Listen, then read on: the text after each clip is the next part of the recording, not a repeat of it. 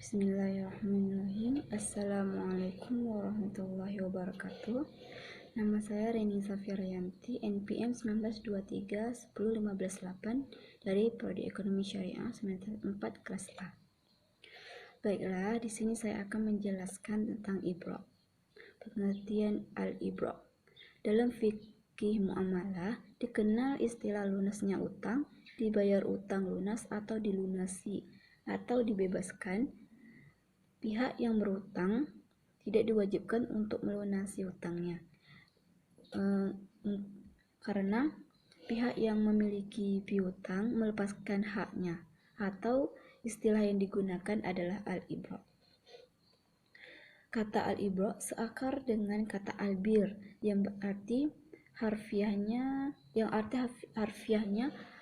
perbuatan baik atau kebaikan, sebagaimana dijelaskan dalam Al-Quran surah Al-Ma'idah ayat 2, yaitu A'udzubillahi minasyaitonirrajim, Bismillahirrahmanirrahim, wala ta'awanu 'alal itsmi wal 'udwan wattaqullah innallaha syadidul 'iqab, yang artinya, dan tolong menolonglah kamu dalam mengerjakan kebaikan dan takwa, dan jangan tolong menolong dalam berbuat dosa dan pelanggaran.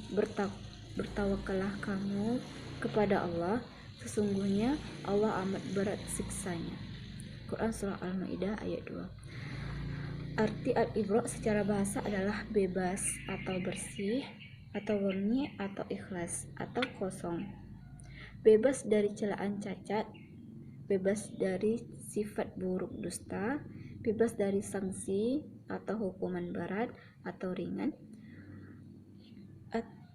atau isqat atau tasakut, bebas dari utang dan lain sebagainya. Dari perspektif sifatnya, kata al-ibro berbeda dengan kata albir, karena kata albir merupakan kata dasar yang berarti kebaikan atau bersifat pasif. Sementara kata al-ibro merupakan kata dasar yang bersifat aktif, yang berarti berbuat baik atau melakukan kebaikan. Al-Said Sabiq menjelaskan bahwa akad dalam arti umum mencakup 3 hal, yaitu yang pertama al-sadaqah, kedua al-hidayah, dan yang ketiga al-ibro. Sementara pengertian al-ibro menurut Said Sabiq adalah yang artinya menghibahkan piutang kepada pihak yang wajib membayar dan atau melunasinya. Kata al-ibro dan al-isqat memiliki substansi yang sama, tetapi menggunakan teknik akad yang berbeda. Selanjutnya, syarat dan rukun al-ibro. Rukun al-ibro berarti bagian yang menyebabkan terbentuknya akad al-ibro. Pada umumnya, rukun sesuatu perbuatan hukum melekat dengan pembahasan mengenai syarat-syaratnya. Ulama Hanafiyah berpendapat bahwa rukun akad al-ibro hanya satu, yaitu siwat yang terdiri atas ijab dan qabul, atau pernyataan penawaran dan penerimaan dilakukannya akad al-ibro.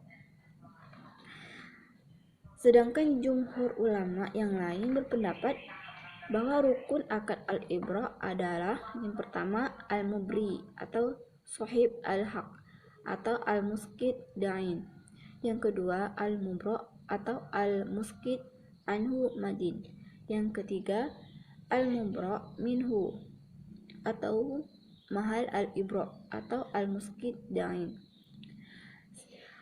Siwat akad yang berupa pernyataan penawaran dan pernyataan penerimaan.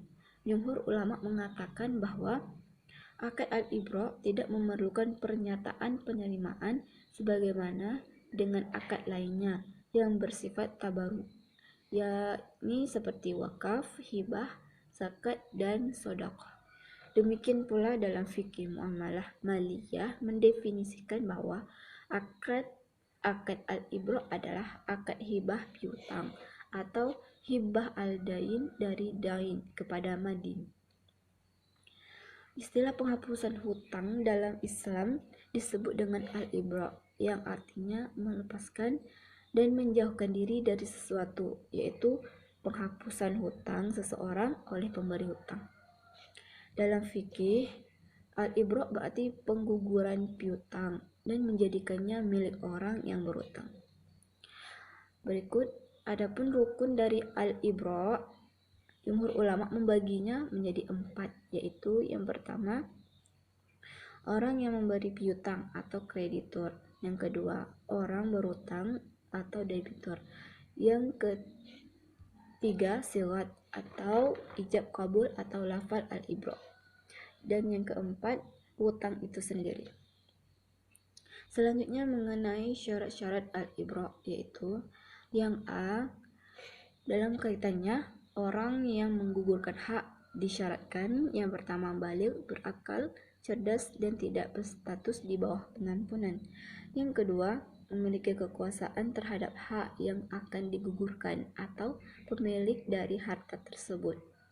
Yang ketiga, orang yang menggugurkan utangnya itu ridho dan sadar. Yang B, berkaitan dengan orang yang berutang, disyaratkan harus jelas identitasnya. Yang C, dalam hubungannya dengan utang yang digugurkan disyaratkan yang pertama jenis dan jumlahnya jelas, yang kedua yang digugurkan berbentuk uang, yang ketiga uang tersebut ada ketika dilakukan al-ibra. Yang D, terkait dengan al-ibra disyaratkan yang pertama lafal yang digunakan bersifat lepas, tidak terkait dengan syarat dan tidak dikaitkan dengan zaman yang akan datang. Yang selanjutnya lafal yang dipergunakan tersebut tidak bertentangan dengan syarak. Dan selanjutnya lafal al-ibra dinyatakan setelah utang benar-benar hak orang yang mengucapkannya. Kemudian ragam bentuk al-ibra. Dalam Al-Quran, surah Al-Baqarah ayat 280, terdapat dua konsep sebagai alternatif dan solusi atas ikhtiar untuk menanggulangi kesulitan yang dialami oleh orang yang memiliki utang atau madin, yaitu maisarah atau kemudahan dan melepaskan hak atau sedekah. Sejalan dengan kerangka konseptual al-ibra di atas, Rafiq Yunus Al-Misri dan Sohail Ahmad Al-Hajj Yunus membedakan bentuk al-ibra menjadi dua bagian. Yang pertama, ibra mutlaqah, yaitu pembebasan pembayaran utang secara penuh. Ibra mutlaq merupakan ibra yang sejalan dengan Al-Quran, surat Al-Baqarah ayat 28, yaitu membebaskan madin yang mengalami kesulitan dari kewajiban membayar utangnya. Yang artinya, Allah hendak memberikan keringanan kepadamu dan manusia dijadikan bersifat lemah.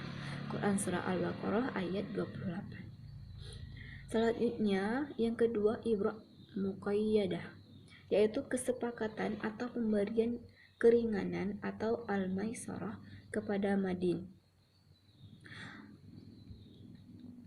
perihal kewajiban pembayaran utangnya, antara lain dalam bentuk yang pertama, perpanjangan jangka waktu pembayaran, angsuran, dan cicilan, atau dalam bentuk istilah lain yang semakna atau searti. Yang kedua, pembebasan sebagian kewajiban. Sekian penjelasan dari saya. Mohon maaf jika ada kesalahan. Assalamualaikum warahmatullahi wabarakatuh.